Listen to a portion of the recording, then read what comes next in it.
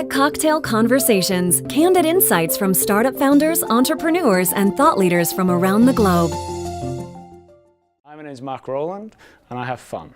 Excellent. And right now I'm doing some coaching, some mentoring, and just sold a business. So I'm exploring new opportunities right now. Happiness for me is something that's really, really important. I think it's like an overarching goal for most people. They want to be happy. So I think as long as you tap into that, and as long as you believe, you really do feel that happiness is something that you really want to strive for, then it's really easy to break it down. What sort of culture would you need to have a happy workplace, and really define that culture? So I did that. I just wrote down, this is the sort of place I would love to work in.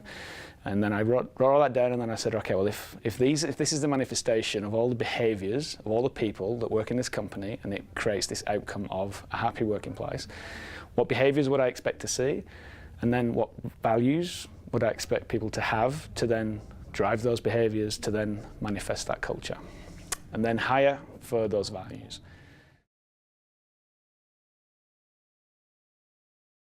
I'm waiting for the English language to actually catch up to explain what it is when you meet someone on a video and it's not face to face. I really don't know what that is. Like, have I met that person?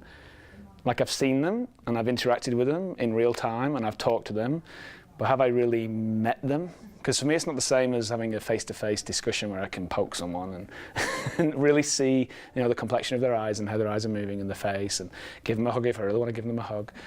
So for me, I've always found it easier to have everybody in one place and to talk, but I know the world is changing, and I know that collaboration is important, and that proximity is not going to be the driving force for most businesses going forward.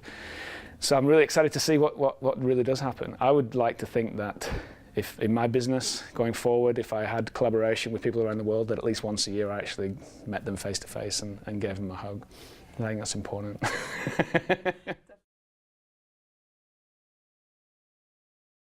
I've certainly found in my coaching and talking to various entrepreneurs and various just small business owners, their own happiness can be sabotaged if they allow fear to take over and lose sight of the really important meaning that they really do need to keep happy. So I like to make sure that people really understand why they're actually in business, what meaning they give to things, and be very meaningful. And therefore increase their general level of happiness. I'll give you an example. So I used to run a company similar to Zappos. We had a lot of guys in the warehouse picking shoes. And one day I went up to one of the guys and I said, hey, why do you take the time to pick the right shoe? And he said, oh, because if I don't, Justin's going to be really annoyed with me. And I said, okay, well, that's cool, but is that the real reason why you're doing what you're doing? And I was kind of thinking, well, if he's only doing that because he knows he's going to get in trouble because Justin will tell him off, then that's sort of coming from an element of fear rather than happiness. So in that situation, I said to him, okay, so what is important about picking the right shoe? Where does it go? Who's ordered that shoe? Why might that person want that shoe? If you don't get that shoe on time or it's the wrong shoe, what implications could that have for that person? If you were the person receiving this shoe and you were going to a party and you only had one day before the party and you'd ordered these awesome orange shoes, just like mine, and it was an orange party and the black shoes turn up, I'd be pretty miffed. So I think if you can really try and put some meaning to sort of the actions that you do on a day-to-day basis, then you can really say, yes, it's sort of leading to my ultimate goal of to be happy, to make the world a happier place, to have positive impact on people. That was one of my core values at Starter, was to deliver amazing experience to customers.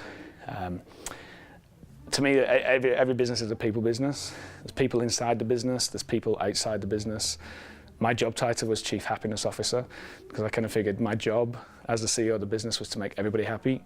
Got to make investors happy, got to make customers happy, got to make suppliers happy, got to make my employees happy, got to make myself happy, got to make my wife happy, my kids happy. So I'll be Chief Happiness Officer, and that will keep me focused. So whenever anyone asked me what my job title was, it just reminded me what it was. So on a customer point of view, I just kind of figured word of mouth is such a powerful reinforcing loop. I did a lot of studies in systems thinking, and reinforcing loops drives exponential growth. So like you get exponential growth in human population. When there's more people alive, there's more births, there's more people, there's more births, there's more people. It just goes round and round and round. Same thing with positive experiences. People tell lots of other people, especially now in a social media world. If you deliver an amazing experience to someone, like amazing, not just okay, but amazing. Like we delivered shoes within 3 hours in Sydney. So you could order a shoe at 10 o'clock in the morning and you'd have it by the end of your lunch. You know, that was a wow. And then they'd actually go on Facebook and say, oh my God, I can't believe I got my shoe in 3 hours. It was incredible. And we, you know, that positive effect, they'd probably tell 10, 20 people. Maybe they would become a customer. Maybe hopefully we'd give them an amazing experience and then they would come back. So I think it's, you know, reinforcing loops of positive experience. You know, it obviously comes at a cost of infrastructure, but it's a heck of a lot cheaper than having to keep acquiring customers through social media, through, you know, Google AdWords or TV marketing. I love what Tony's trying to do. Well, not just Tony. I love what the community's trying to do. I love all the people that I've met. It's been an amazing experience for me. Even from the day, you know, walking in the Ogden and having an amazing room, it was a wow moment for me. I had to email Tony and say, I just had a wow moment, because I know he likes wow moments. But this is kind of unique in the world. I don't know anywhere else in the world where anybody is trying to do what, you know, Downtown Project is trying to do. And yeah, it hits a lot of my core values. I've met some amazing people, serendipitous moments, these collisions that everyone keeps talking about. It's incredible. I've probably made some lifelong friends just being here for a week, and especially because it's such a little neighbourhood as well. You can't not walk around the street and bump into someone that you kind of know.